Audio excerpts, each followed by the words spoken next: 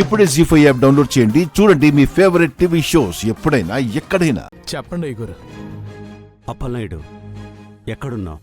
ముత్యాలు రాజుని ఇడిచిపెడితే తప్ప ఇంటికి రానని మొండికేసు కూర్చున్నదయ్యా. అందుకే ఇద్దరం పోలీస్ స్టేషన్లోనే ఉన్నాం.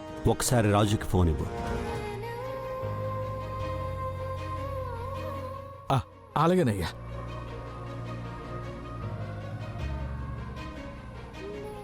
ఒరే అయ్యా, నీకు ఫోన్. నీకు ఎన్నిసార్లు చెప్పాలి బయటికి వెళ్ళమని? రాజుకి ఫోన్ ఇవ్వడానికి వచ్చానయ్యా. అతను మీకు రాజు అయి ఉండొచ్చు, కానీ పోలీస్ స్టేషన్లో మాత్రం ఒక హంతకుడు.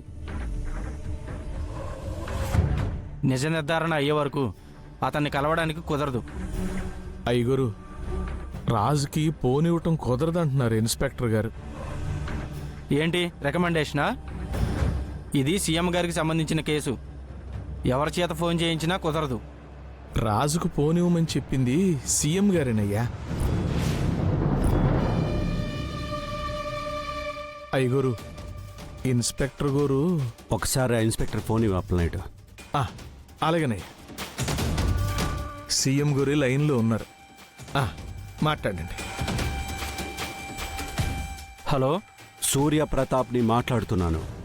Sorry sir. ఫోన్ తీసుకువెళ్ళి రాజుకివ్వండి. Okay sir. Sorry sir.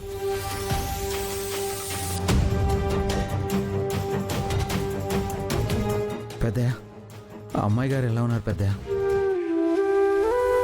స్టేషన్లో నువ్వెలా ఉన్నావో, తిన్నావో లేదో అని ఆలోచిస్తూ తను కూడా తినకుండా కూర్చుంది రాజు.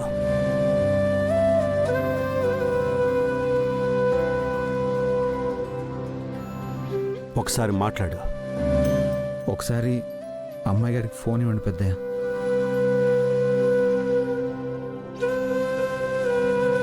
రాజు. అమ్మాయి గారు,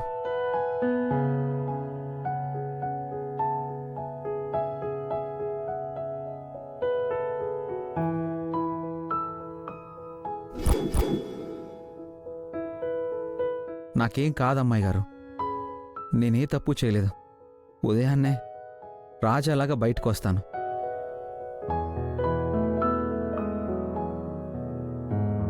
అది నాకు తెలుసు రాజు.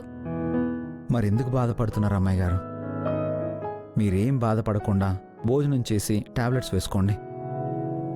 మీ రాజు ఆఫీస్ పని మీద బయటికి వెళ్ళాడు, ఉదయాన్నే వస్తాడు అనుకోండి.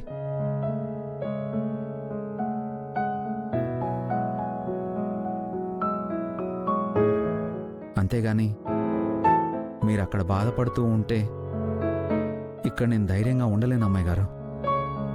మీరు హ్యాపీగా ఉంటే ఈ స్టేషన్లోనే కాదు, అండమాన్ జైల్లో ఉన్న ఆనందంగానే ఉంటాను. అలా మాట్లాడుకు రాజు. నేను తింటాను.